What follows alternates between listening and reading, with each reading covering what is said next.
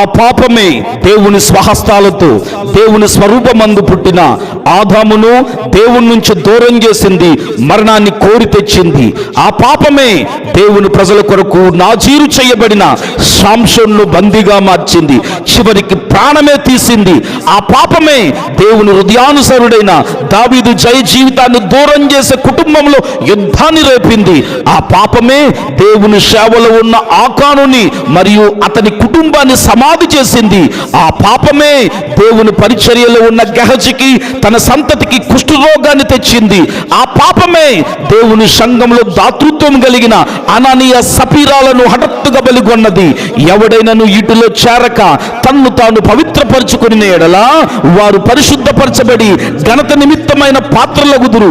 దూరంగా ఉండు పాపానికి. పాపము చాలా ప్రమాదకరం, పాపము చాలా భయంకరమైనది.